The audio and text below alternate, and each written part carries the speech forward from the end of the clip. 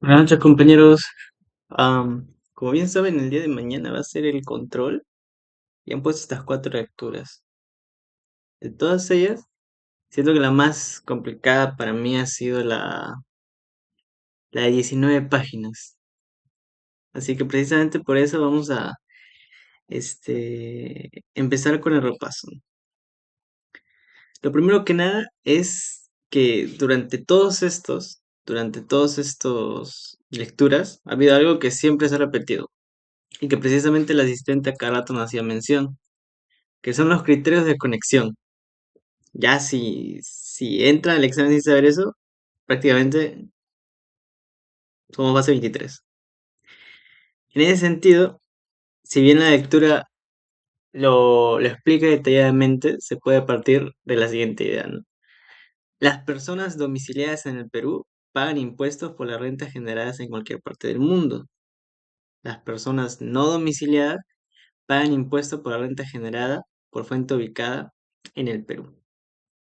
Entonces, más allá de esta cosita, la idea es que determinar si una persona está domiciliada es más sencillo. La, y una vez que determinamos si está domiciliada, en consecuencia, no importa de cuándo gana, siempre se le va a cobrar.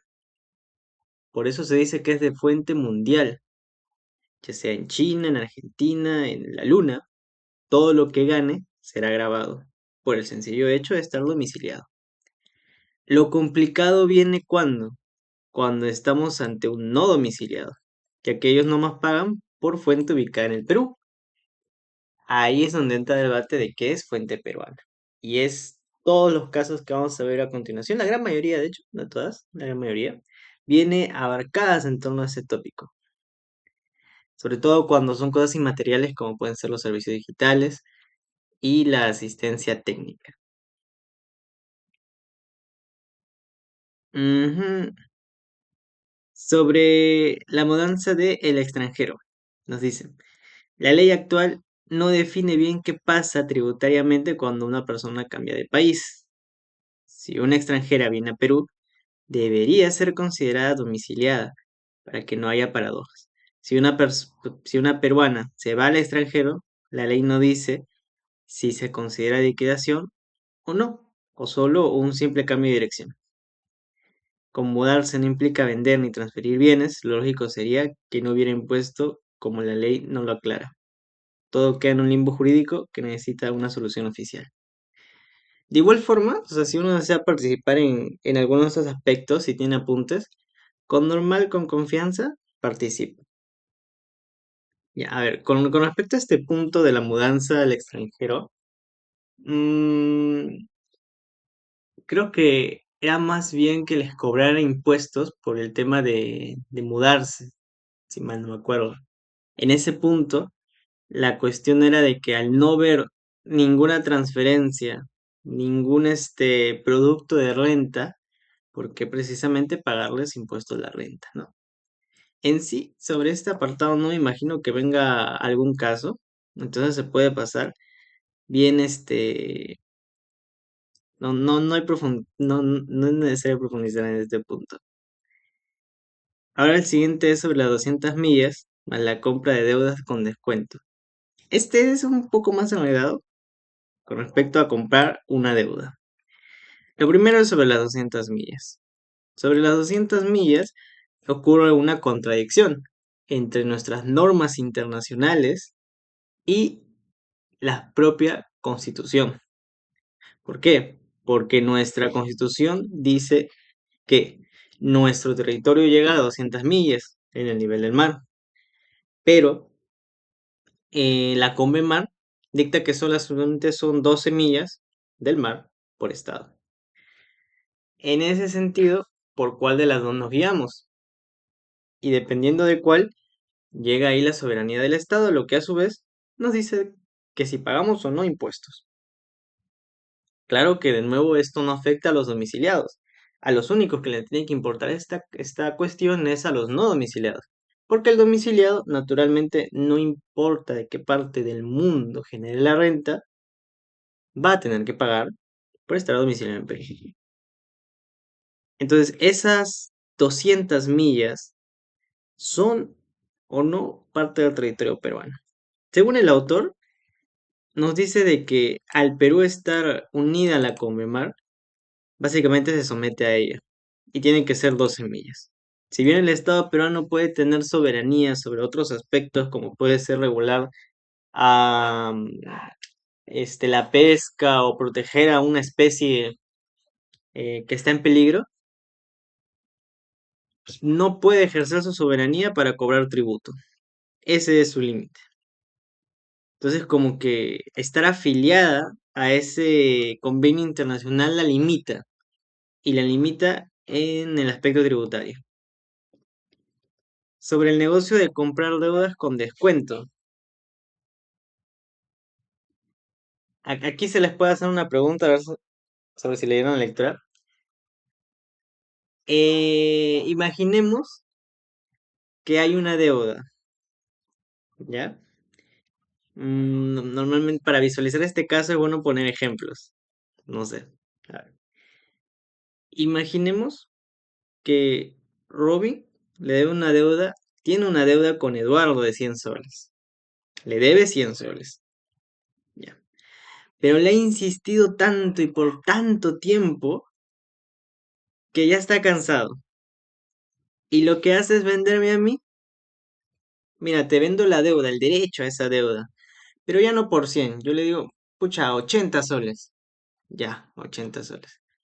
Entonces yo pago y adquiero el derecho de crédito por un valor de deuda de 100 soles. Y yo, pucha, no sé de qué manera consigo cobrar dicha deuda. Puse 80 soles y canjeé mi derecho que vale 100 soles. Materialmente hablando, mi patrimonio ha crecido, pero se puede hablar de renta. En esos casos hubo renta y para más complicación allí está el tema del no domiciliado. Ahí hubo fuente peruana, depende de que alguno de nosotros seamos o no peruanos, o mejor dicho, estemos o no domiciliados en Perú. De ese punto habla este apartado.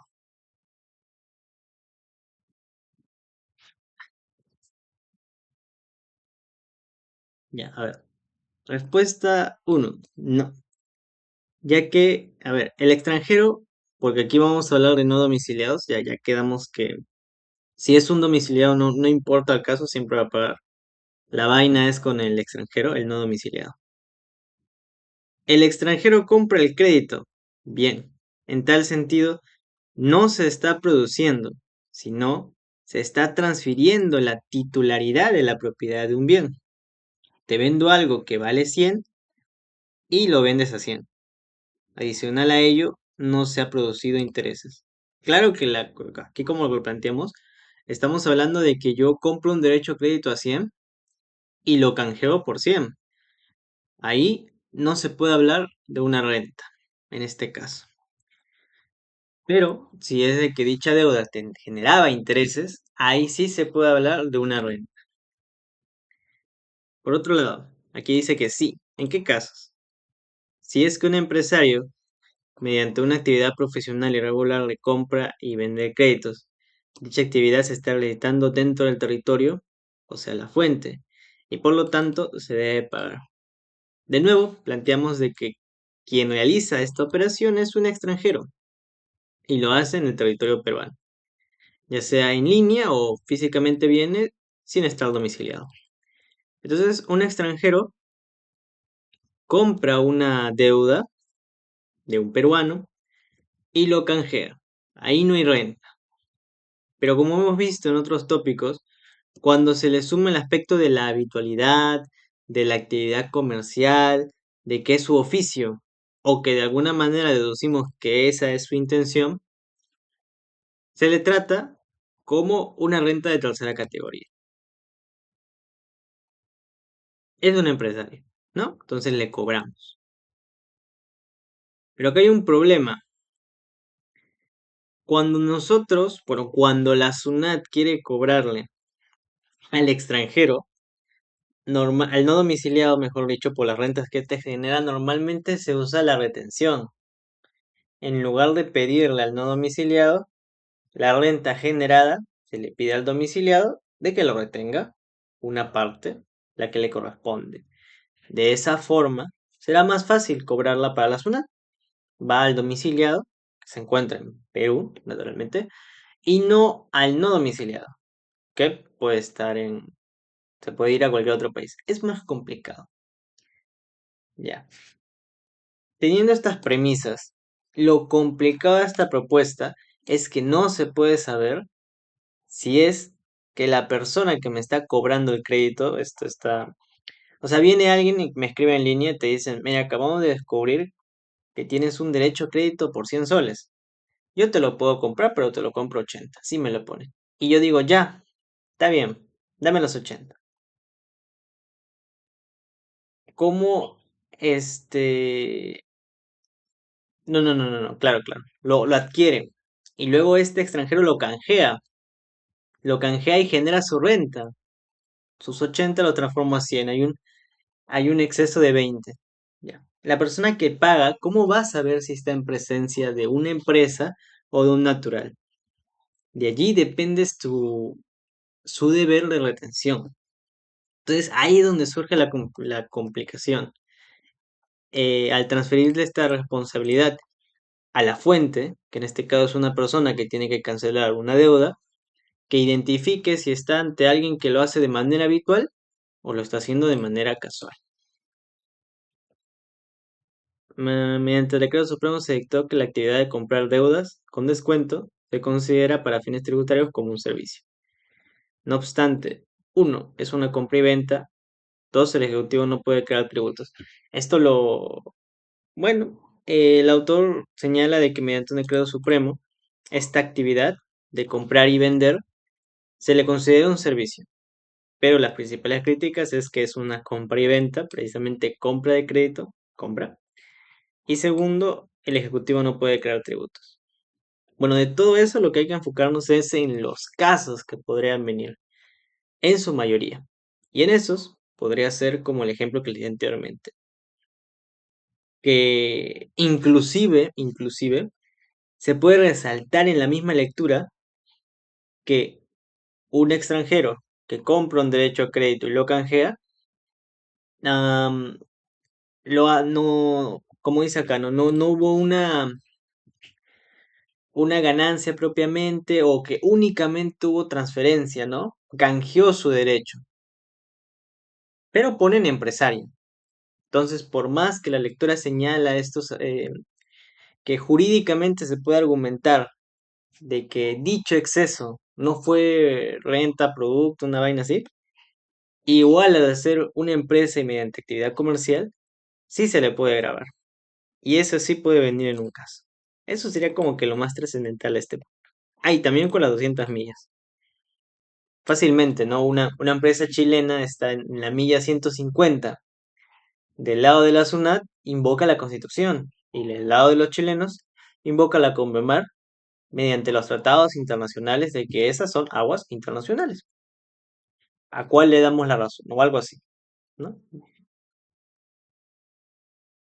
Ya, la siguiente es rentas de fuente presunta y los no domiciliados.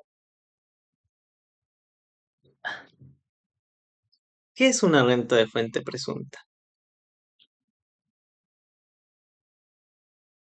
Son ingresos ficticios que por ley se fijan para evitar la evasión tributaria. La que ahorita estamos viendo en clase es la del pago de la merced conductiva, si no me acuerdo. Pagar el alquiler.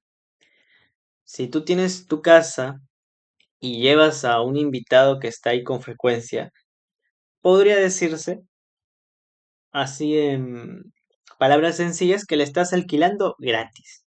No, el sujeto vive en uno de los cuartos y le estás alquilando gratis.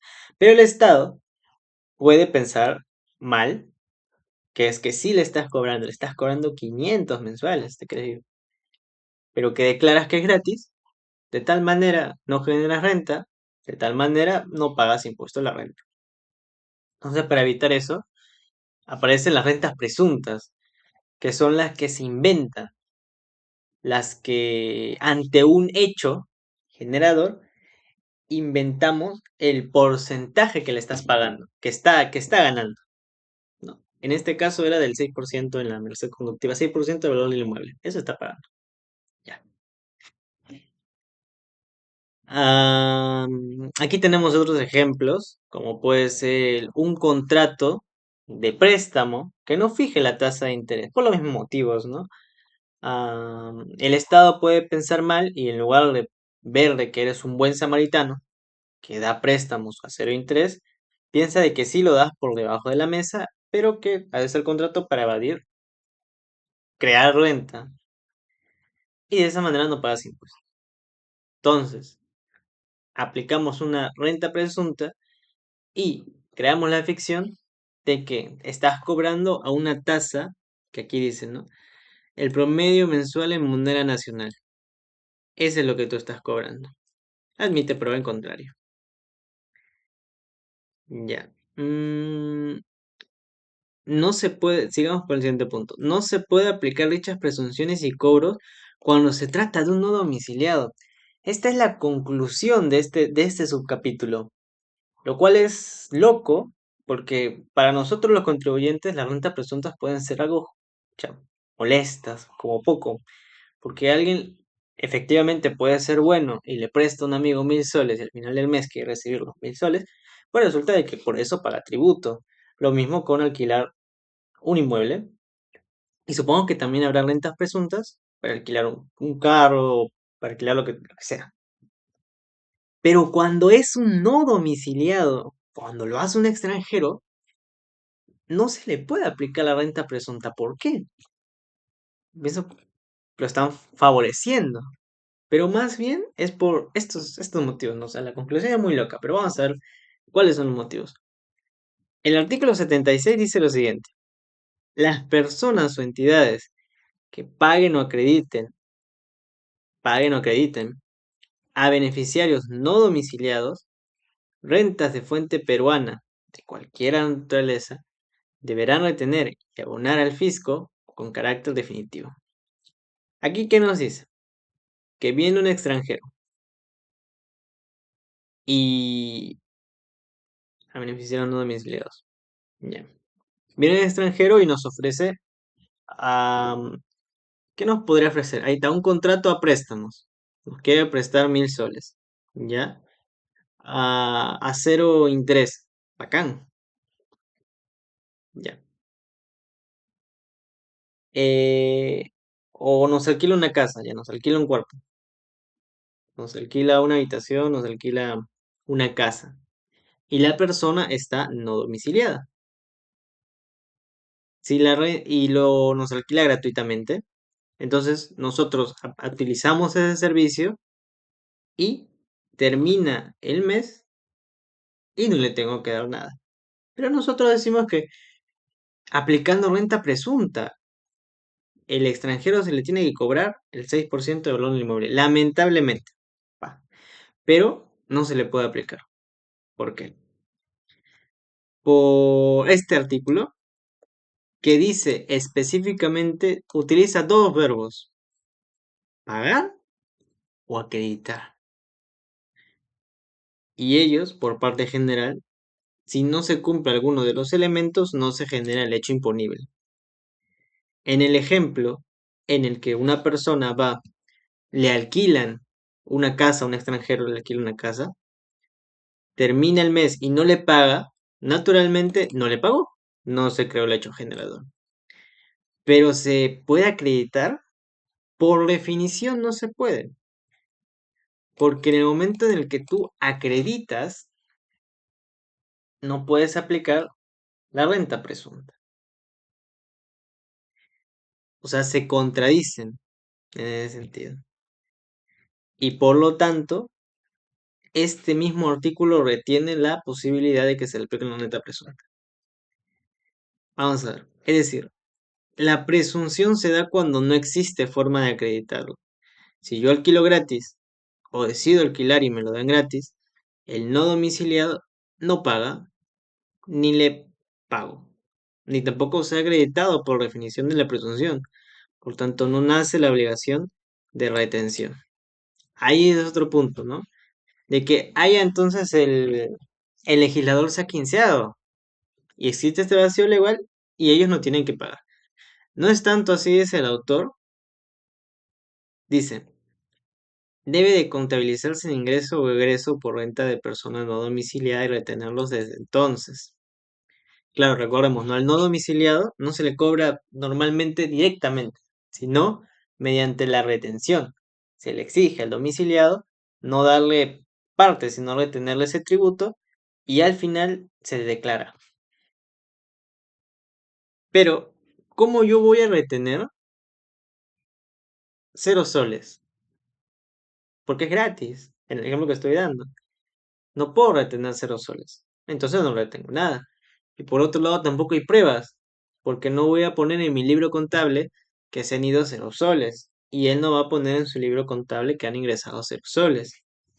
En ese sentido, al no haber ingreso o egreso, no se contabiliza. Y si la SUNAT quiere aplicar la presunción, está bien, pero no se podrá cobrar, porque la obligación nace cuando se paga o se acredita. Y si se llegase a acreditar, no hay presunción. Por tanto, no se puede aplicar la presunción para el cobro de extranjeros. La explicación es complicado. Para mí me resultó muy confuso entenderlo, pero se concluye en esta frase. No se puede aplicar las presunciones y sus cobros cuando se trata de un no domiciliado.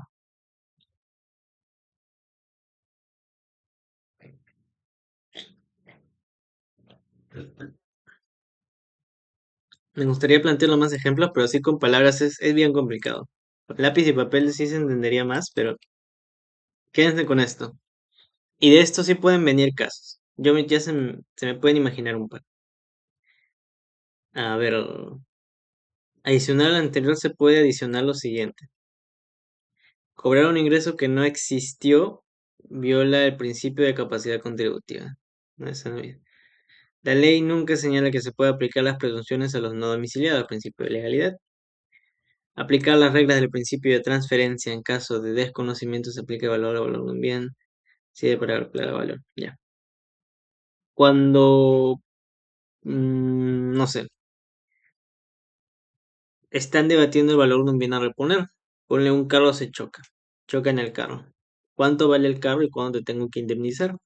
Aquí podemos aplicar la regla de precio de transferencia para asignarle un valor al carro, dependiendo de ciertos criterios. Entonces eso se podría aplicar para los no domiciliados. Señala algunas posiciones. Pero el autor responde de que estas reglas no crean valor, sino que las precisan. Puede haber debate en que dicho bien valga 1000 o valga 2000. Entonces se aplica estas reglas para establecerlo, pero estas reglas no crean el valor, no pueden partir de cero, porque ahí están creándolos. Entonces el autor concluye, pues no, mm, no son normas de carácter material. Ya. Y aquí está lo que expliqué, ¿no? Esto no es un vacío, sino lógica. Lo anterior, que uno puede pensar que es un vacío legal, pero se aplican los criterios de que no se puede registrar algo que es gratis, no se puede retener algo que no se está pagando y, y ya. Luego, el no domiciliado escapa de los alcances de la SUNAT y por un plano material la incapacidad del mecanismo de atención, a diferencia de los domiciliados. Ya. Cambio de criterios, la residencia del pagador de las sucursales. No me acuerdo muy bien de bien de qué trata.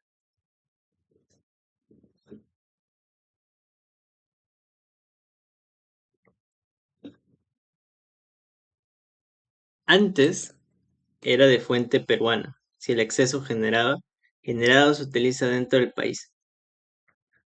Criterio de utilización económica. Pero ahora el exceso generado se puede usar fuera. Pero si el deudor es domiciliado, pagas. Mm,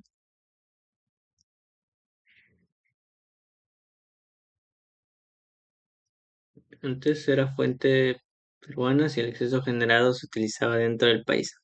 Criterio de utilización económica. Pero ahora el exceso generado se puede usar fuera pero si el deudor es domiciliado pagas.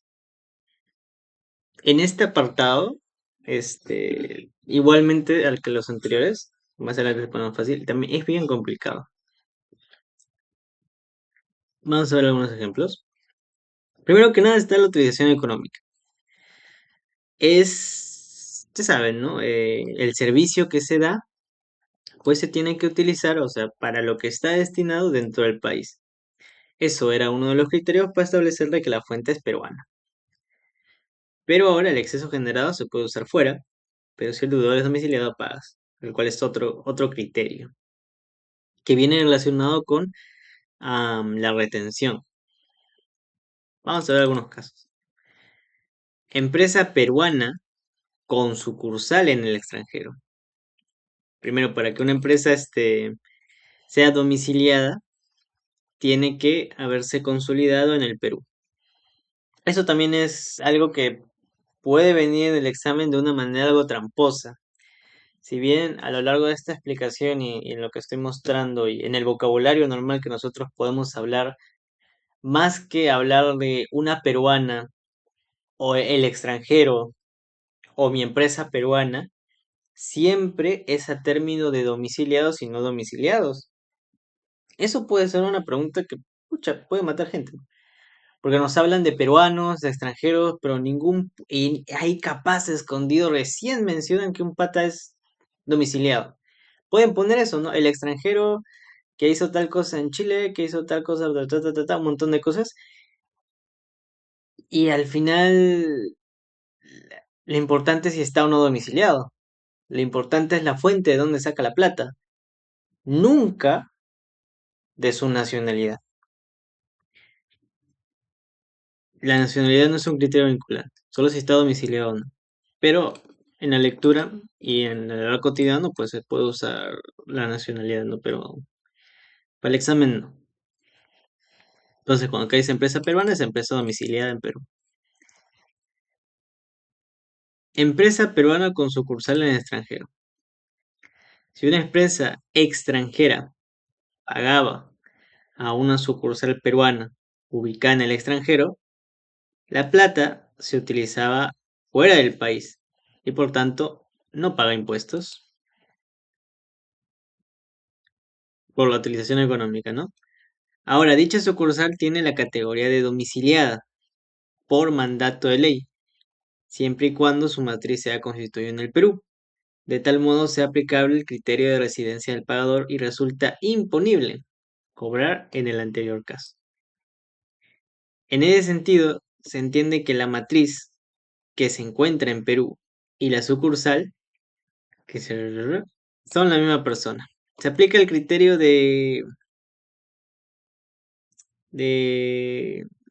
bueno, vamos adelante, ¿eh? Segundo punto, empresa extranjera con sucursal en el Perú. Imagina que dicha sucursal extranjera se encuentra domiciliada en el Perú.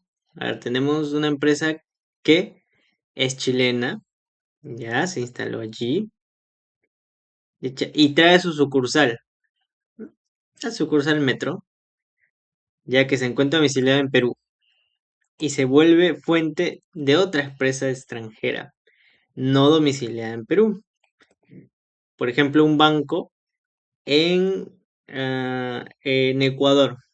Entonces tenemos a Metro, la sucursal de Metro, que es una de Chile, que está en Perú, y a su vez Metro se vuelve fuente de ingresos, fuente generadora de renta para una empresa no domiciliada en Perú, el cual puede ser un banco de cualquier país, de Bolivia.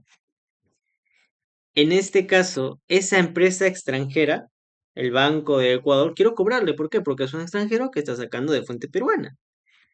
Pero aquí, el autor que nos dice, la sucursal A es de matriz chilena, pero se encuentra en el Perú, domiciliada. Dicha sucursal A pide un préstamo a una empresa B que se encuentra en Argentina. La empresa extranjera, domiciliada en el Perú, se vuelve fuente de ingresos para la empresa extranjera. Muy bien. Entonces, ¿el exceso generado para la empresa argentina proviene de fuente peruana? No, ya que la condición de domiciliado para sucursales solo tiene efectos para sus propias rentas, para las rentas que genere él. Pero en este caso se podría ir sí, solo si el ingreso extra se deduce en el país, por el criterio de utilización económica. Una vaina. Porque claro, mira, eh, el banco le cobra renta a una sucursal extranjera que está en el país.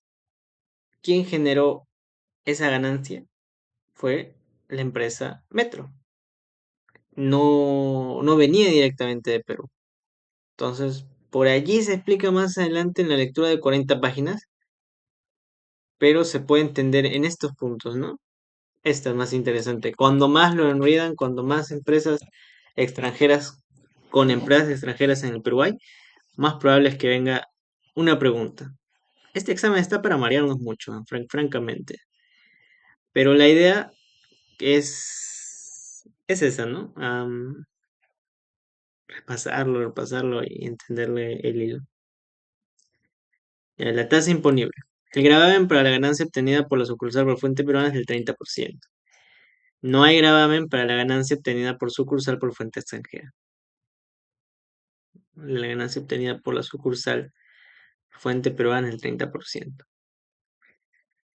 Eh, para la renta peruana existen 5 categorías, ya saben, ¿no? Primera, segunda, tercera, cuarta, quinta. Pero para la extranjera solamente hay una categoría de renta, la cual es una renta de tercera, si mal no me acuerdo, empresa. Entonces, en ese sentido se le cobra el 30. Pero aquí vemos, no hay gravamen para la ganancia obtenida por la sucursal de fuente extranjera. Es decir, tenemos la empresa Metro chilena, pone su sucursal en Perú, ya, y todas las ganancias obtenidas dentro del Perú paga.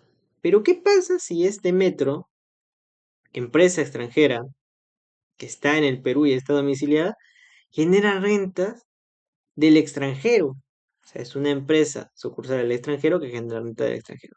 Pues allí no paga. Entonces, en base a estas premisas que venimos estando hablando, ya lo voy a agregar aquí. O sea, la fija de fijas es que lo principal sigue la fuente de lo accesorio. Así de sencillo, ¿no? Tenemos una empresa. Uy, se me fue el internet.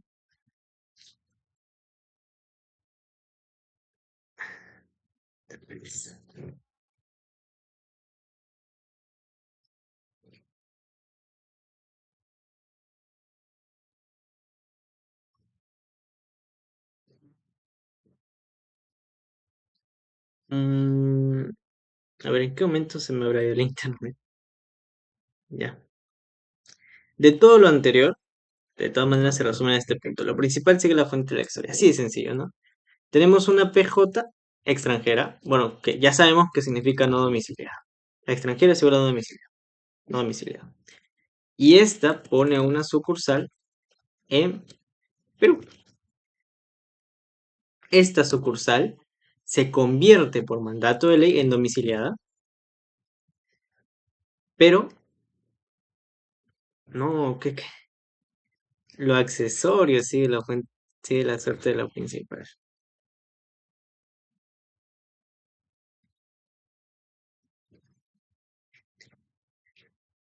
Si la sucursal sigue la suerte del no domiciliada, entonces se le, se le aplican los criterios del no domiciliado. ¿Cuáles son esos criterios? Que solamente se le va a grabar, solo se le graba cuando es por fuente peruana. Y lo mismo aquí, ¿no? Una PJ domiciliada, ¿dónde? En Perú, tiene una sucursal extranjero, no importa realmente. Entonces, antes era no domiciliada, pero ya actualmente es domiciliada. Lo mismo. Se le aplican los criterios. Entonces, ¿qué es? Por fuente mundial. Fuente mundial, fuente peruana. Una PJ no domiciliada. Su sucursal, que naturalmente está en Perú, no hay que redundar tampoco, va a ser domiciliada.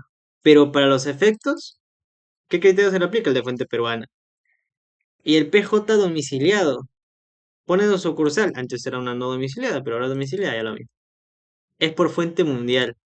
Todo lo que hemos visto se puede resumir en esto.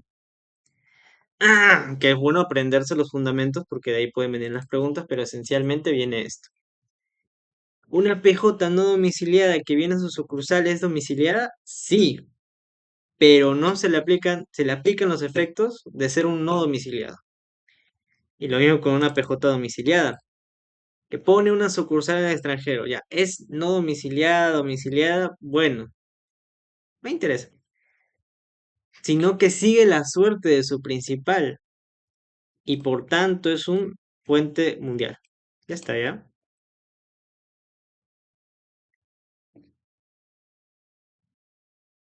Ya, dividendos. Todo eso está en este apartado. Los dividendos era el pago que se hacía por las acciones, por las rentas generadas por las acciones dentro de una sociedad. Creo que así era. Si alguien sabe la definición correcta, nos la comparte. Saldo disponible. Ganancia de la sucursal por fuente peruana y extranjera. Adicional al anterior, cuando la sucursal mande dividendos a la matriz, debe pagar el 4.1 por las rentas de Perú, de fuente peruana, y nada por las ganancias obtenidas por fuente extranjera. Este punto es importante porque al final del año queda con un monto total, cuyos límites de origen de fuente deben ser cuidadosamente analizados. La empresa Metro, que está en Perú, generó 1.000.000 de soles, pero ese 1.000.000 de soles está compuestas por rentas de fuente peruana y rentas de fuente extranjera. Perú solamente tiene la facultad de tributar las de fuente peruana. Y en ese momento en que la sucursal pase su 1.000.000 de soles a la matriz, no va a pasar entera, sino que va a venir la SUNAT y va a cobrar el 4.1%. Como ven, hay temas con más probabilidad de venir que otros, ¿ah? Yo creo que... Un agregado, Gianfranco, buenas noches. Dime, Eduardo, buenas noches. Donde tú pusiste, cuando es empresa constituida en el extranjero, ¿verdad? Y las sucursales en el Perú, en este caso, ¿no? Eh, Va a grabar por, eh, la sucursal va a grabar porque es fuente peruana, ¿no? La sucursal va a grabar. Es lo que tú dices ahí, personas jurídicas no Ajá, domiciliadas, la sucursal obviamente es domiciliada, está en el Perú, y por lo tanto se aplica que se le aplican los criterios del no domiciliado. ¿Qué quiere decir? Que va a grabar solamente por su fuente peruana, ¿no? claro, por las fuentes que generan el Perú. Ya. La sucursal, ¿no? Ajá, A ese punto yo quiero agregarle lo que dice la lectura, que dice que esto no se genera de manera automática, sino que tiene que demostrarse de que el capital ha sido utilizado económicamente en el país. O sea, puede ser el caso en el cual hay una sucursal acá constituida y todo, pero que el capital no llega a moverse en el país, entonces no va a generar renta, ¿no? No es automático. Bueno, es lo que dice la lectura. ya, mira, mira.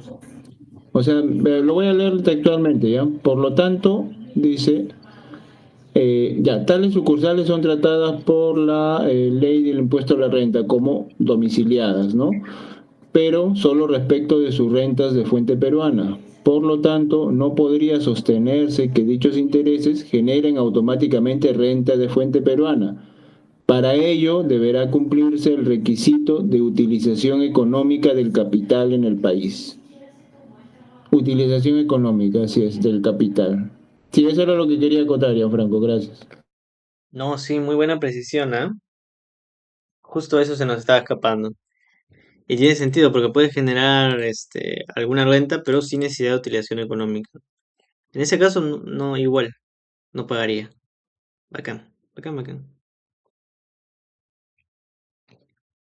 El siguiente son servicio digital y asistencia técnica. ¿Qué es un servicio digital? Es una prestación de hacer que se da a través de Internet y es esencialmente automática. En ese sentido, el autor destaca dos características. Es únicamente servicios, por lo tanto, una compra por Internet o gracias a Internet, cualquier compra-venta no entraría aquí, en servicio digital. Me sale el nombre, servicio digital. Y el segundo requisito es que requiere mínima intervención humana. Esto viene de lo automático. Caso contrario, si hay un humano detrás analizando, respondiendo o procesando, deja de ser digital y pasa a ser tradicional. Por eso es donde podría darse cierto, no sé, es medio antiintuitivo, hay que pensarla bien. Un delivery, por ejemplo, uno agarra su teléfono, pide un cuarto de pollo y todo paga por virtualmente. Pero el servicio de delivery, hay un humano atrás que te lo va a traer, también hay un humano atrás que te lo va a cocinar. Entonces, no entraría aquí. También es donde aquí viene, ¿no? Es esencialmente automático. Cuando un servicio es digital, es de fuente peruana.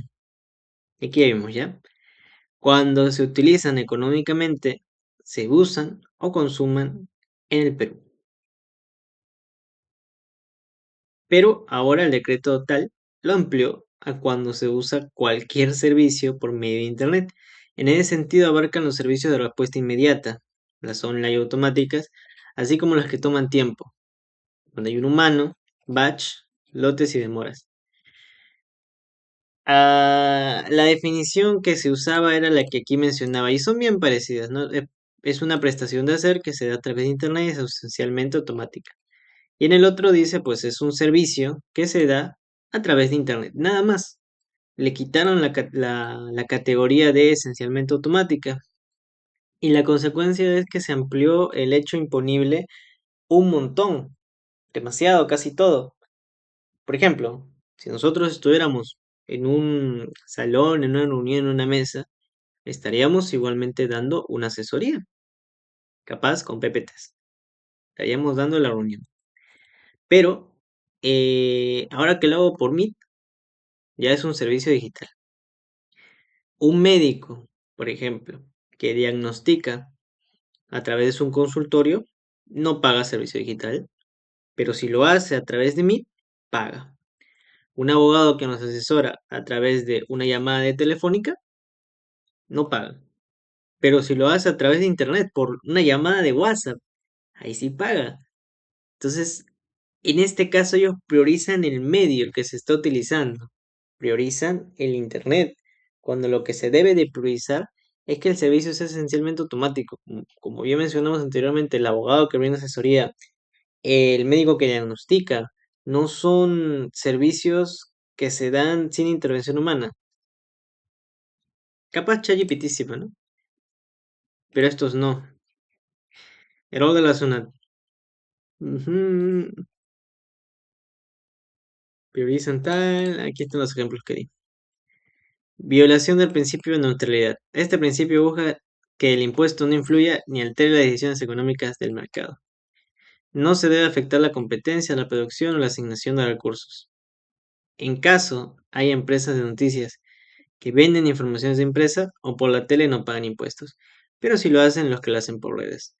El noticiero que vemos todos los días, o que se veía con frecuencia en el canal 4, se ve a través de la tele, pero ese mismo servicio se quiere dar a través de su página web, pagan. Entonces, Hay una competencia desleal entre los canales de televisión y los que quieren incorporarse por medio de Internet. Los autores dicen, en el caso de servicios digitales, cuando el usuario que lo reciba y lo aprovecha se encuentra en el Perú. En ese sentido, si una empresa A que se encuentra en Perú contrata los servicios de la empresa B que se encuentra en el extranjero para que use servicios digitales de la empresa C, no será de fuente peruana, porque la persona que lo está utilizando y lo está aprovechando no se encuentra en el Perú. ¿Cómo sería esto? O sea, se me ocurre de que hay una persona que a Spotify, ¿no? Que lo plantean Netflix. Si yo pago por este servicio, pero no lo uso yo, lo usan mis amigos, lo usan mis familiares. Si uno paga por este servicio, pero los que lo usan y lo aprovechan se encuentran en el extranjero, entonces a pesar de que yo pago y estoy en Perú, no se está utilizando ni se está aprovechando el Spotify en Perú, sino en el extranjero. Bueno, sí lo entendí. Ya vamos con la asistencia técnica, rápidamente. Es un servicio independiente mediante el cual el prestador ofrece conocimientos especializados no patentables para su utilización. Lo mismo que el anterior, tiene características. La primera es que es un servicio de hacer, activo no de resultado.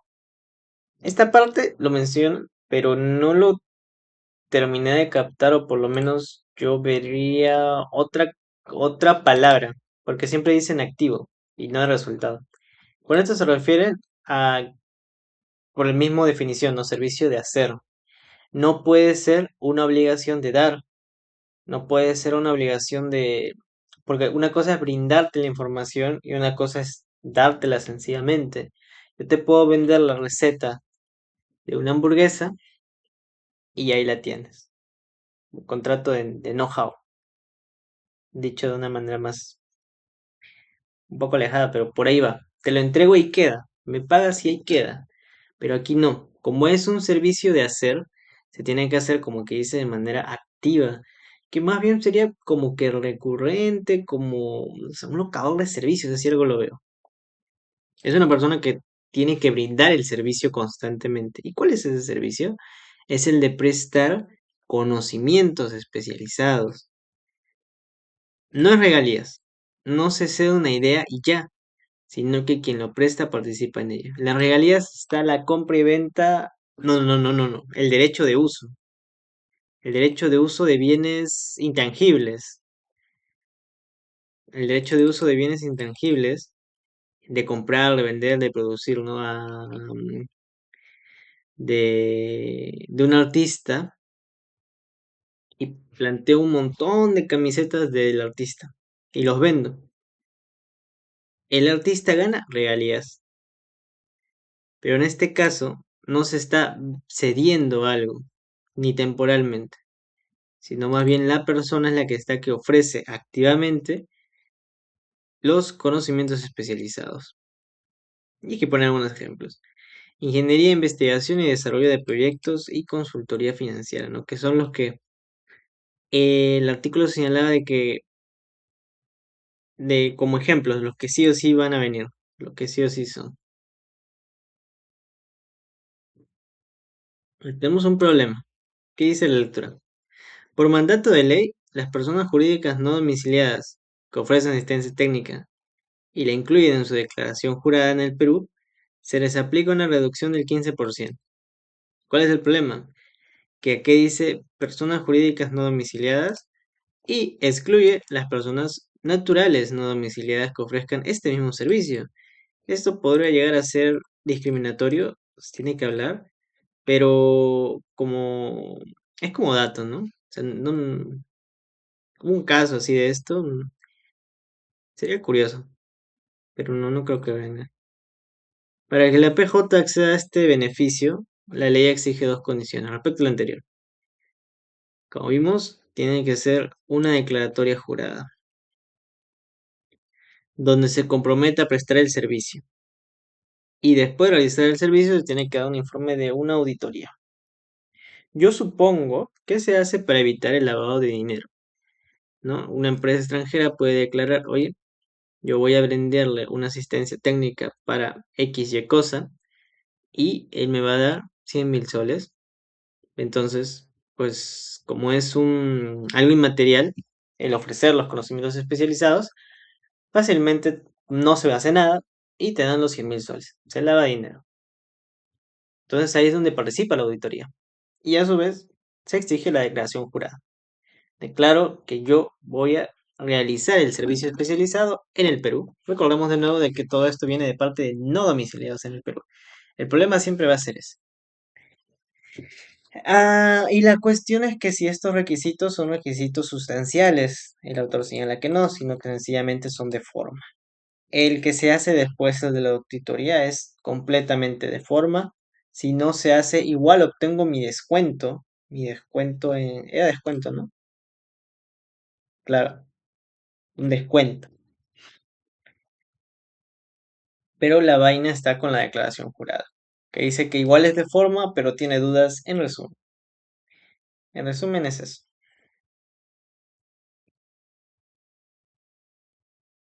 Otro tema, ¿en qué consiste conocimientos especializados?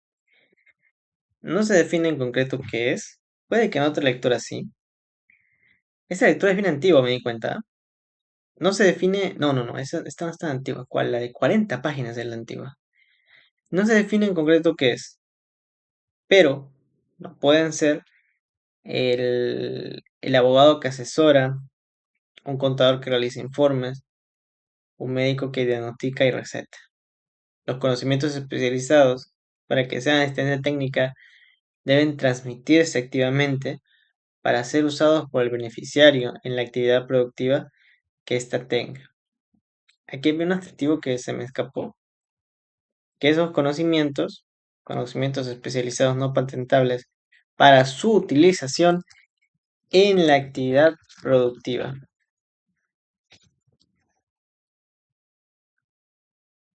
Mm, en clase precisamente mencionaban y descartaban los conocimientos especializados destinados al marketing, creo, o no. O sea, para brindar la información a un equipo de marketing para que los de marketing capaciten. En ese caso, no aplicaba, porque no iba enfocado a la producción, sino más bien un tema administrativo. Criterio de fuente peruana, utilización económica. Por ley, si quien paga la asistencia técnica está domiciliada, entonces es de fuente peruana. Para las rentas de fuente peruana generadas por un no domiciliado, el beneficiario peruano tiene la obligación de retener y cancelar al Estado, de tal forma que se aplique el criterio del pagador. ¿Ya? Entonces, en ambos casos es memorizar sus características, y de sus características es donde van a surgir los casos. Rentas tangibles e intangibles, y luego habla del software.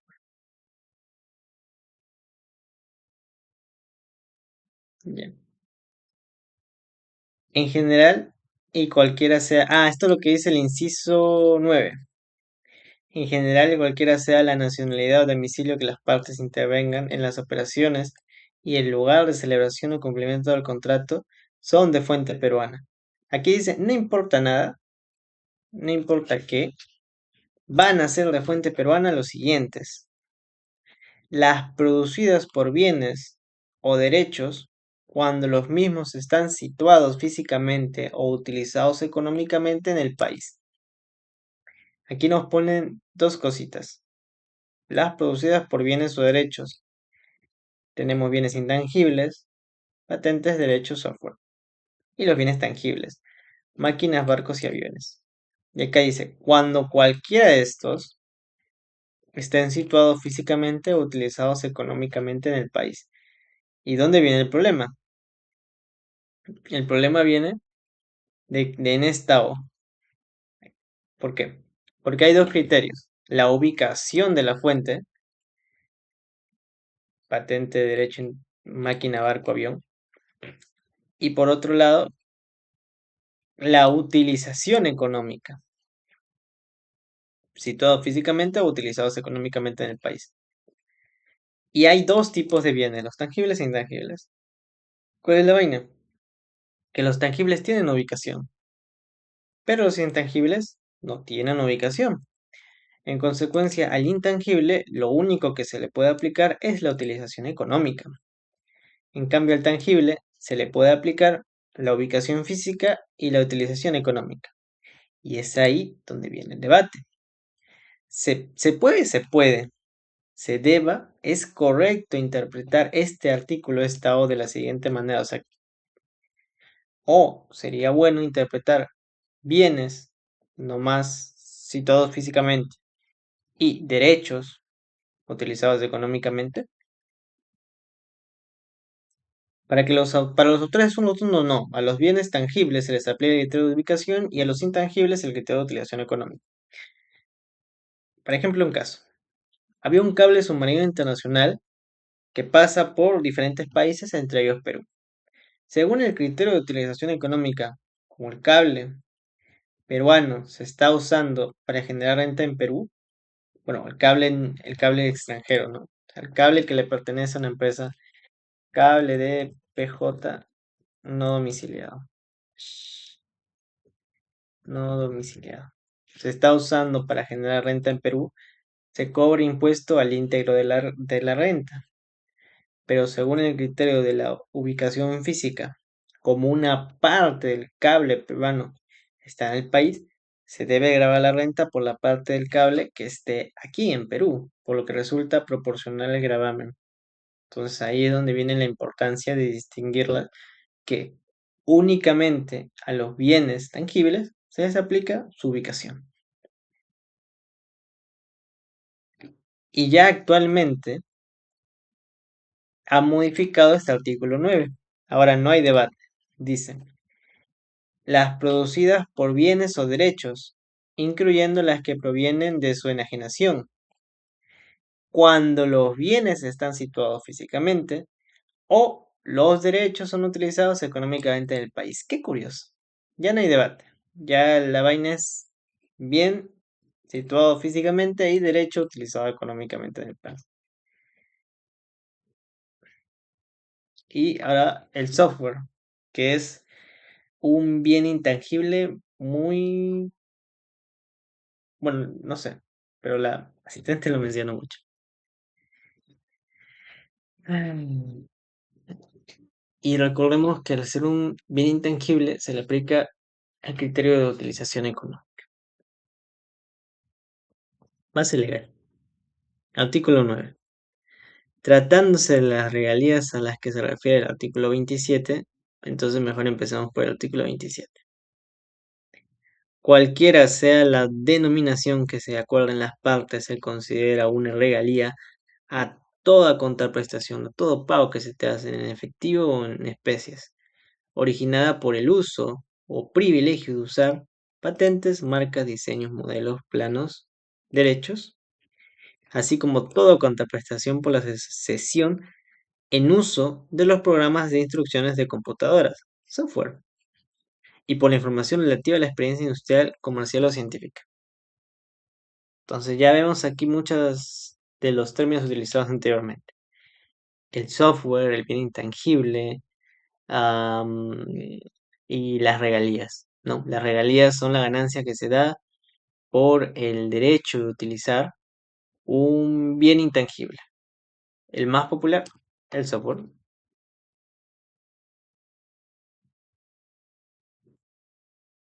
Ya, y ahora, artículo 9. Tratándose de las regalías a las que se refiere el artículo 27, la renta de fuente peruana con los bienes o derechos por los cuales se pagan las regalías se utilizan económicamente en el país o cuando las regalías son pagadas por un sujeto domiciliado en el país.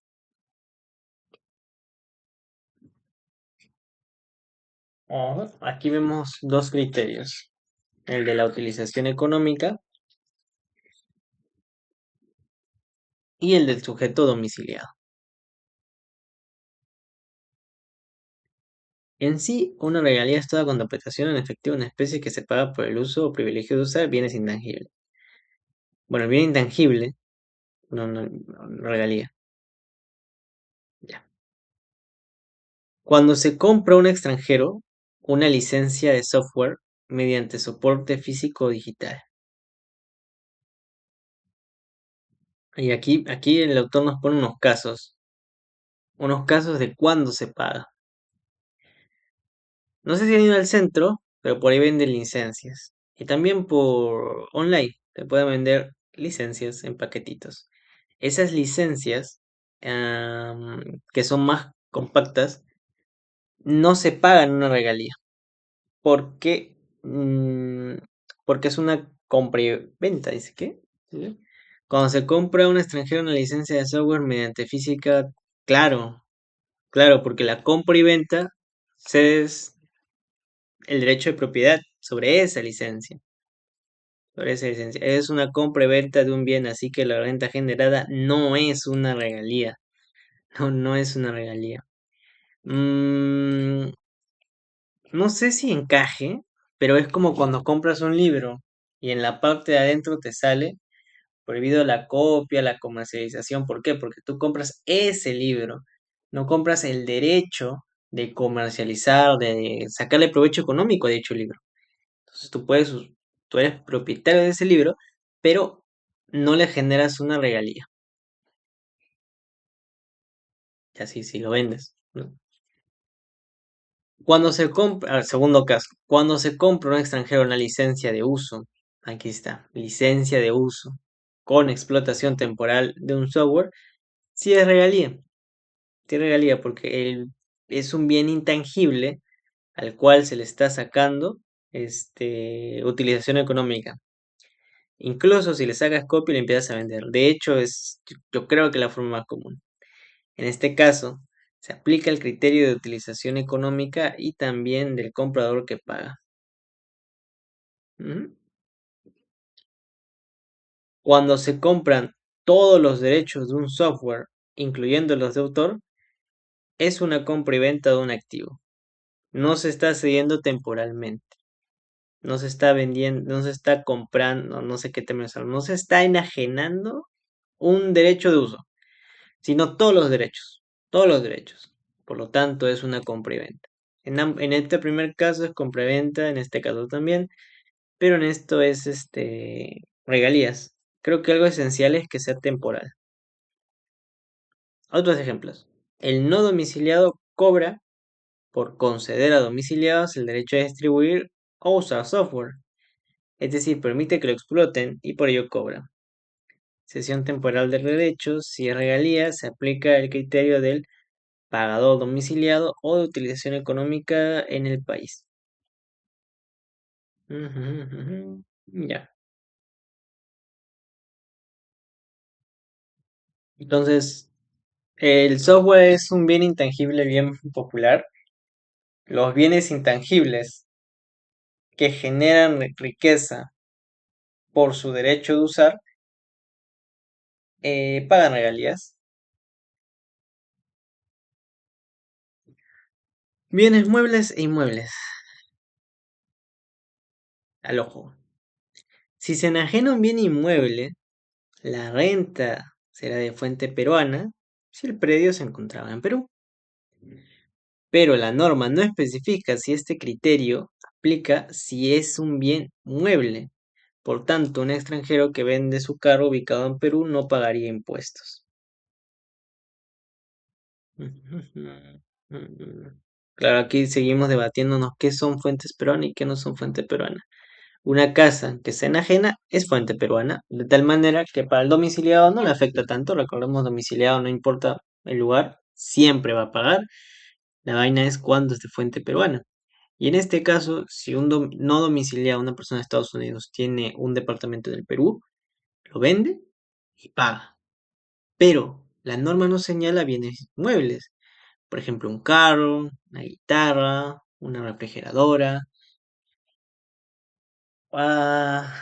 y así, un barco.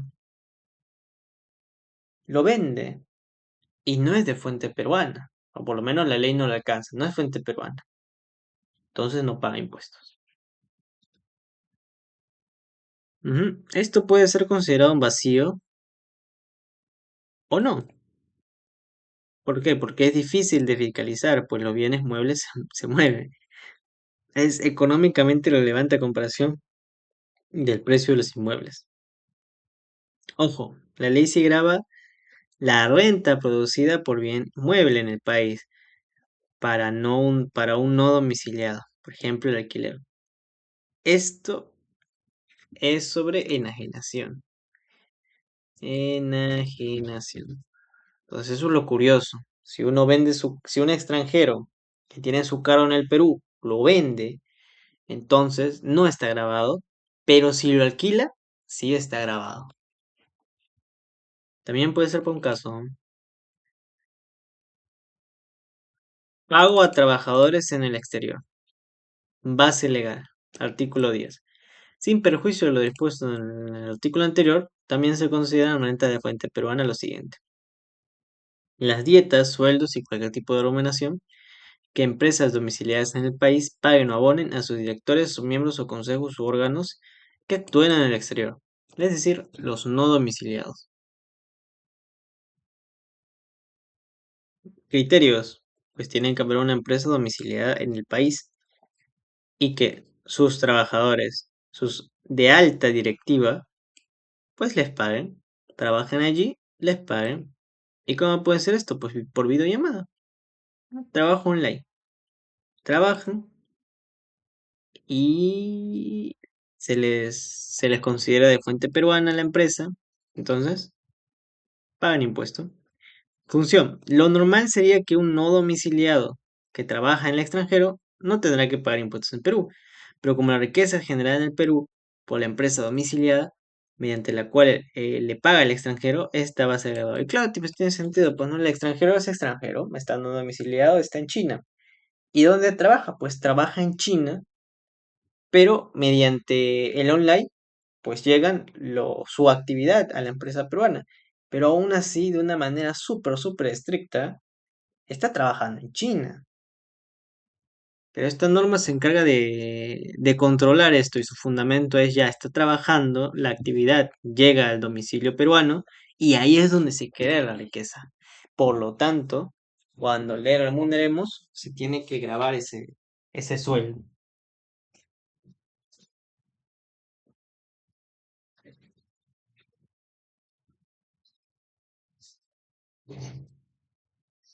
Ujú. Asimismo, no abarca a todos los trabajadores, sino a la alta directiva, quienes son los que más ganan. Sin embargo, también abarca a gerentes generales, como podemos decir, directores, miembros de sus consejos, órganos administrativos. No abarca gerentes generales y aquí aplicamos el principio de legalidad. No podemos expandir la norma, pero se puede deducir porque la norma señala sueldos y a los gerentes generales se les paga sueldos, no dietas. Este puesto cuenta con funciones de administración y gestión sin ser un órgano administrativo, por lo que igual se debería de cobrar. La doble imposición y los convenios internacionales. Este es otro subtema. Hay doble imposición cuando la misma acción es cobrada tanto en el Perú como en el extranjero. Convenios con Chile. Aquí se ratifica la posición de Perú, la que acabamos de ver. O sea, si el director de una empresa domiciliada está en Chile, la renta generada se paga a Perú, comunidad andina. Aquí no se coincide con Perú. Aquí se señala que la renta se graba donde se genera físicamente el servicio. El chinito que am, trabaja online en una empresa peruana está trabajando físicamente en China. Entonces, la renta se generó ahí, no es de fuente peruana. Bueno, en la comunidad CAN es así. ¿Quiénes lo conforman? Bolivia, Colombia, Ecuador y Perú. Igual que en la Convemar, a pesar de que nuestra ley dicte algo, el convenio internacional de la CAN dicta otra cosa. Y como el Perú lo firmó, se somete. Entonces, este criterio que acabamos de explicar anteriormente, este criterio de renta a los pagos de la alta directiva no aplican en estos países, no pagan en estos países. Así que, F nomás. Los ADRs. Por lo que entendí de todo esto, es un ADR, un certificado emitido por un banco extranjero que representa acciones, en este caso, de acciones de empresas domiciliadas en Perú. Se pueden comprar estas acciones en el extranjero, siendo que el banco funciona como intermediario. No sé, algo así. Hay una empresa en Estados, un banco en Estados Unidos que maneja ese tipo de acciones. Ya, yo quiero comprar estas acciones de Leche Gloria peruana, entonces genero mi ASDR y certifico que son mías. Algo así lo entiendo. Y pues, ¿se hizo en el extranjero? Sí, se hizo en el extranjero. La renta de fuente peruana, no directamente, no directamente, pero sí se le graba mediante este artículo, el artículo 9 inciso F. Hasta el 2008 las ASR se encontraban exoneradas, pero a partir de 2009 si se venden en Perú se cobra el 5%, pero en el extranjero siempre el 30%. Problema, casi siempre la compra y venta de las ASRs se hace en el extranjero. Segundo, las compraventas realizadas en el extranjero, cuáles son la mayoría, hechas entre extranjeros, sí es grabable, pero materialmente es imposible de saberlo, fiscalizarlo ni cobrarlo. Una vaina. De la ADR no, no creo que venga, pero ténganlo en cuenta. En lo personal pueden ver que estas, estas son las que a mi parecer más chances tienen de venir. Estas son las que deben repasarlos más. Ya. La siguiente es los criterios de vinculación al impuesto de renta, el cual es de 40 páginas, más productivo, y vamos a ir volando. Sobre el tema de nacionalidad, ya sabemos, lo comentaron en clase y a pesar de que digan que ¿es un criterio de conexión?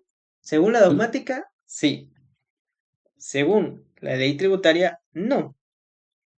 Entonces, las fuentes del derecho tributario son las leyes. No es a diferencia de otras fuentes complementarias. Al último está la dogmática, pero siempre prima este principio de legalidad. Entonces, no se toma en cuenta la nacionalidad. Nunca, nunca, nunca, nunca, nunca. Nunca se toma en cuenta la nacionalidad de una persona. Los criterios de conexión ya vimos, ¿no? Si es domiciliado en Perú, renta de fuente mundial. Si no es domiciliado, únicamente por fuente peruana. ¿Qué es el domicilio? Es la residencia habitual. Pueden ser varios y para distintos fines. Se le considera domiciliada en cualquiera de ellos. Domicilio procesal, domicilio fiscal, domicilio RENIEC, entre otros. La persona que no tiene residencia habitual se le considera domiciliada en el lugar donde se encuentra. De esa manera, un vagabundo está domiciliado en el lugar donde está. Y si llega a cruzar la frontera, es un no domiciliado. Pero siempre va a tener un domicilio en Perú, propiamente hablando. El domicilio es el lugar donde se encuentra. La condición del contribuyente se establece por ley, no por la voluntad de las partes. Basta con que uno haya un domicilio en el país para ser domiciliado. Ujú. Y ahora vamos con el tema de los incapaces. Bueno, si mal no me acuerdo, este punto no está en la lectura. Me lo pueden escribir a ver si están de acuerdo. Creo que tampoco le puse tantas ganas. Pero, ¿qué pasa en el hipotético caso de una persona que tiene domicilios en Perú y tiene domicilios en el extranjero? Como la lectura señala de que siempre prima la ley y como señala de que todos los domicilios se le puede notificar, se le considera domiciliado en cualquiera de sus domicilios, entonces tiene sentido de llamarlo a una persona que tiene muchos domicilios en Perú y muchos domicilios en el extranjero, pues considerarla domiciliada, pero está por confirmarse. Y los incapaces. Según el Código Civil, son incapaces estas personas. Según la lectura, actualmente nomás el menor es de 16. Esto ya no ya. Pero el derecho tributario es autónomo, se rige por sus propias normas y prácticamente sí los considera, sí pueden ser sujetos que generan los hechos imponibles, pero naturalmente ellos no podrían declararlos ni realizar los diferentes procedimientos. Para ello, en quien recae, ¿quién es el contribuyente? Es el menor de edad. Pero, ¿quién es el responsable? Pues los padres, el tutor, el representante. Entonces, un menor de edad sí es sujeto pasivo de una tributación. Asimismo, este punto es importante. Los incapaces no domicilian en su lugar habitual. O sea, los incapaces no domicilian en su domicilio, sino que adquieren la condición que tengan sus representantes. Ujú. Uno puede vivir habitualmente en Chorrillos, pero si sus representantes están en Surco, pues está domiciliado en Surco. La cuestión viene cuando los representantes están en el extranjero y el menor en Perú. Como este menor genera rentas, quien se tiene que encargar son los padres que están en el extranjero. Y el niño adquiere la característica de los padres, que entonces el niño será no domiciliado. Por lo tanto, solo puede responder los padres también por fuente extranjera. Ese sí puede ser un caso. La sociedad conyugal. En resumidas cuentas sobre este aspecto, pues el autor señala de que no hay una normativa clara. Probablemente actualmente ya haya, porque han habido avances en lo que señala, pero según la lectura no las hay. La sociedad conyugal, ¿cuál sería? Pues donde ambos están conviviendo, esa es la sociedad conyugal. Pero ¿qué pasa cuando no hay convivencia por motivos de trabajo? Se separan, la sociedad sigue allí, pero ¿dónde domicilia? ¿Dónde está domiciliando la mujer o donde está domiciliado su pareja, el esposo? Hay algunos indicios, sobre todo el código tributario del siglo pasado, señalaba de que el hombre es, donde está el hombre, está la sociedad, punto. El hombre se va del país, es no domiciliado a la sociedad conyugal. El hombre está dentro del país, es domiciliar a la sociedad conyugal. Entendiéndose que la sociedad conyugal es aparte de persona natural. Eso es bien, bien curioso. Una sociedad conyugal es aparte de la persona natural. Claro que esto lo enseñan de derecho, pero es importante porque al momento de tributar, no tributan como personas naturales, tributan como una PJ.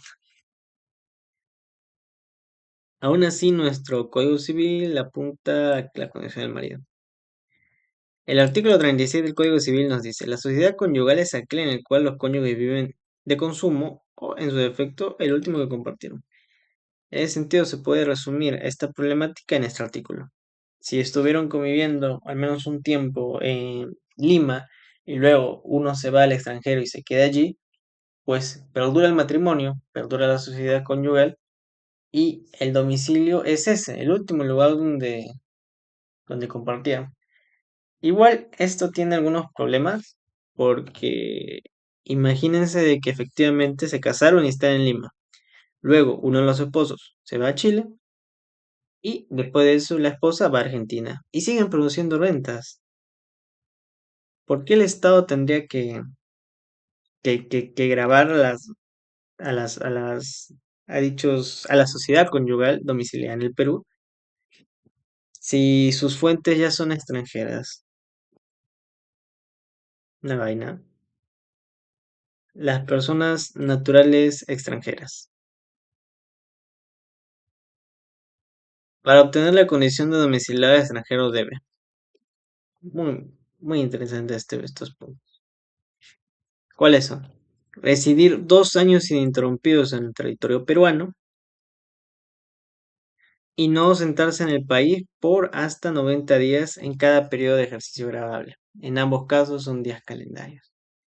Primero está bueno establecer la diferencia.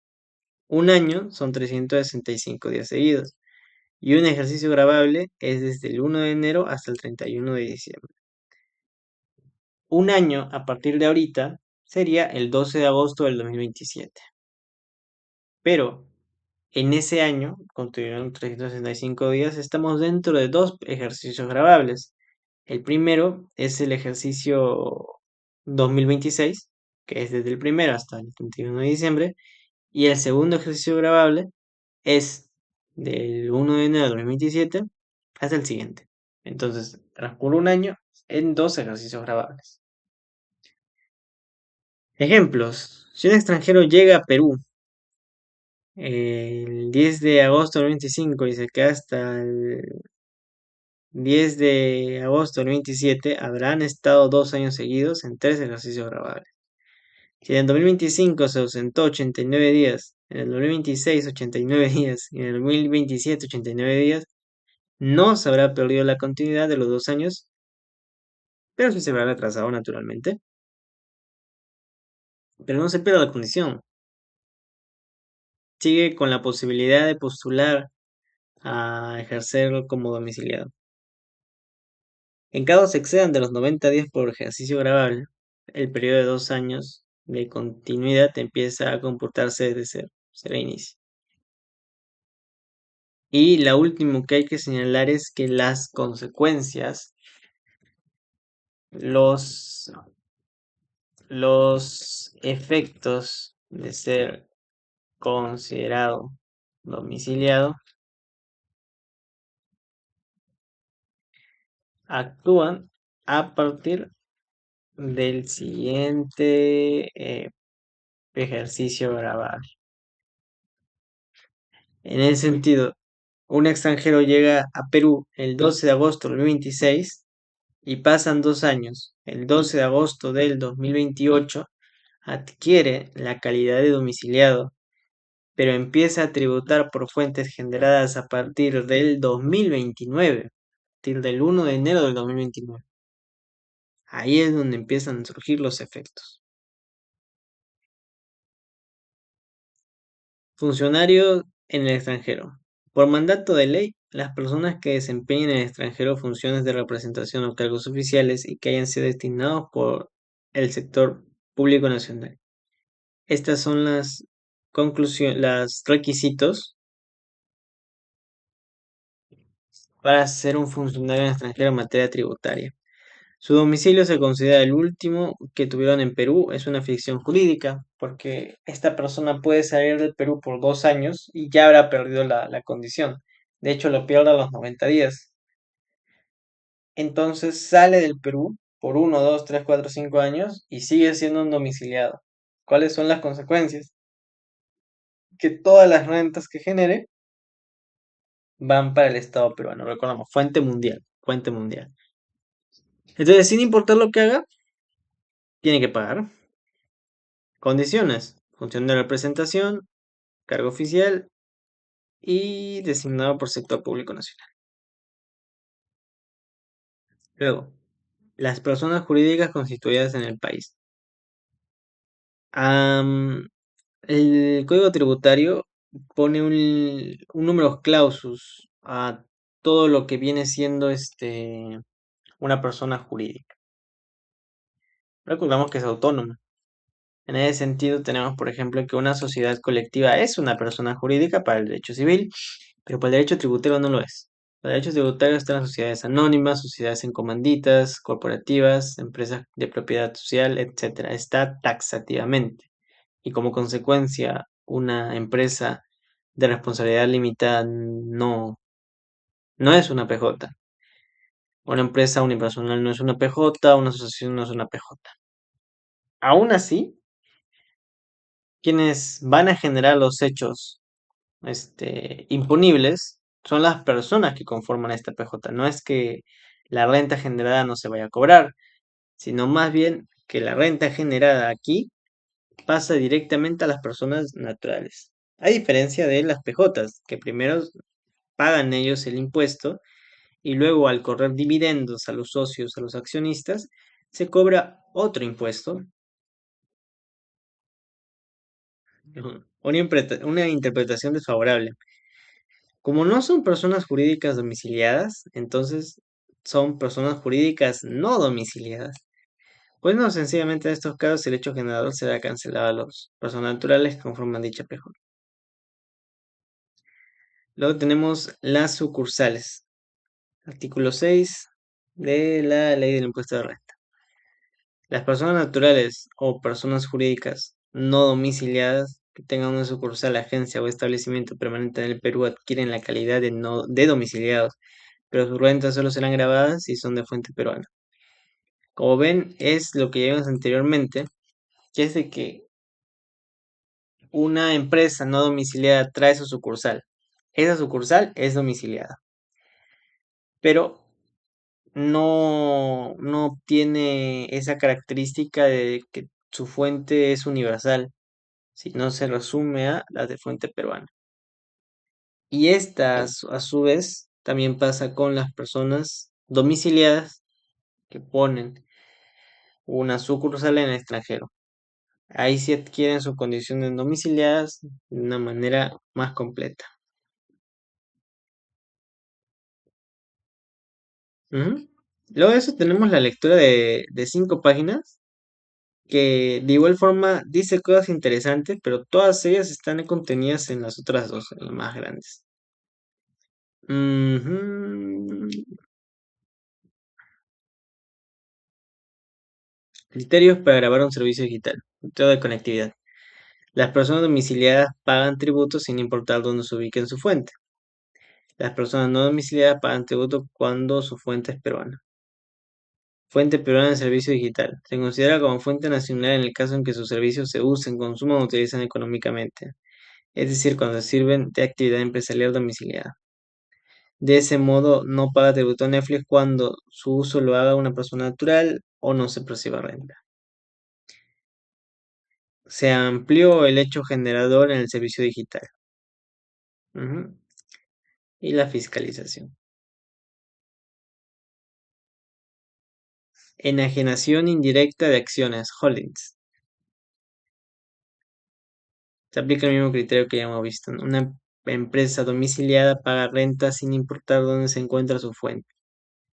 Y en cambio una persona no domiciliada solamente paga con la de Perú. Caso de evasión. Se tiene un holding.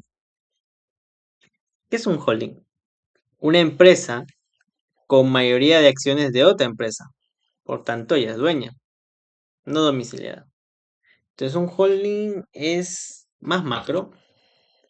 Tenemos así una empresa grande, macro, no domiciliada. Dicha holding es dueña de una empresa peruana que tiene muchas acciones. ¿Por qué es peruana? Porque está domiciliada en Perú. ¿Por qué está domiciliada en Perú? Porque se constituyó allí. Y esta empresa peruana tiene muchas acciones. Al venderse esas acciones, no se considera de fuente peruana. Ujú. Ya que para que una ganancia sea considerada renta de fuente peruana, la ley tributaria se fijaba en el lugar de constitución del emisor de las acciones, en lugar de dónde está el negocio. Modificación antielusiva. Se incluyó de que pague renta cuando la generación indirecta de acciones es realizada por una sociedad no domiciliada, que a su vez sea accionista de una sociedad domiciliada, pero a ello se le suma una de las siguientes condiciones. Lo que básicamente hemos descrito. Se mm, venderse dichas acciones. Al venderse dichas acciones de esta sociedad que se encuentra en Perú, esta decisión la está tomando la dueña, que es otra sociedad que no está domiciliada, una sociedad más atrás. Ya. Se le va a tributar a pesar de todo, pero se tienen que dar estos requisitos. La enajenación indirecta es realizada por una sociedad no domiciliada, la dueña, que a su vez sea accionista de una sociedad domiciliada, pero se tiene que sumar una de las siguientes condiciones. La primera condición es que mirando hacia atrás, los 12 meses anteriores a la venta de las acciones, el valor de las acciones de la empresa peruana debe ser igual o mayor al 50% del total de la holding. Es decir, de la holding, su mejor inversión ha sido la peruana, tanto así que la mitad o más de las ganancias vienen de allí. Entonces, tenemos a un holding que es dueña de una empresa, de una persona jurídica en Perú, que generó muchas ganancias por sus acciones. Cuando venda, cuando venda varias y no sobrepase el 50% de todo lo que ha ganado, se puede decir que no es su inversión principal y por lo tanto no le cobramos. Ya. Ujú. Ujú. Pero ahí sí no, si vende acciones de la empresa peruana y esas superan el 50% de todo lo que ha ganado en un año, pucha, ahí sí le cobramos. Condición 2, que sería como que ya no será este escenario, pero será el otro escenario. En un periodo de un año se venden acciones de la holding, que representan el 10% más del capital total de esa holding. La holding tiene 100 acciones en total. Carlos, dueño, vende 12 acciones a un comprador en un solo día. Allí se das cuenta, ¿no? Si la empresa, la mini empresa, la que está en Perú, tiene 100 acciones y yo vendo 12 acciones en un solo día o dentro de un año es lo mismo, voy a pagar, impuestos, se considera renta de fuente peruana. Ahí está esta la vaina, se considera renta de fuente peruana y por lo tanto los extranjeros, los no domiciliados, el holding va a pagar. El problema, la ley se refiere a que ese 10% sea por, no, sea por cada accionista o por cada holding, o por la holding en total. Si es por accionista, resulta fácil realizar la evasión, haciendo que cada accionista venda 9% y ya.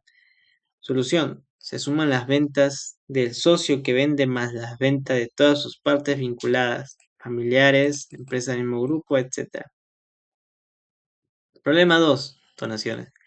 La ley dice que para contar si llegas a 10% debe incluir transferencias a título gratuito, pero el concepto de enajenación no solo aplica a operaciones onerosas. Si un dueño regala el 6% de la holding a su hijo y además vende 5% a un tercero, en total movió el 11%, que pasa a ser, que pasa el test de 10. Ese 11% 50 para saber si se debe de pagar impuestos, pero solo pagará el impuesto por el 5% que vendió, no por el 6% que regaló. El regalo solo sirvió como llave para abrir la puerta del impuesto. Ay, no. Y por último, una de las condiciones que tiene que pasar. Las 40.000 UITs, esos son 200 millones de soles. Si se venden dentro del periodo de un año, sea la forma que sea, acciones que superen el monto de 40 millones, entonces le cobramos a la holding. Ujú, ujú. Y ya, eso sería todo por el momento. Listo, compañeros, hemos hecho un repaso. Creo que con eso sería suficiente. Y ya nos estaremos viendo. Igual cualquier duda o cosa que quedó así en el aire me lo escriben. Creo que yo también dejé un par de cuestiones.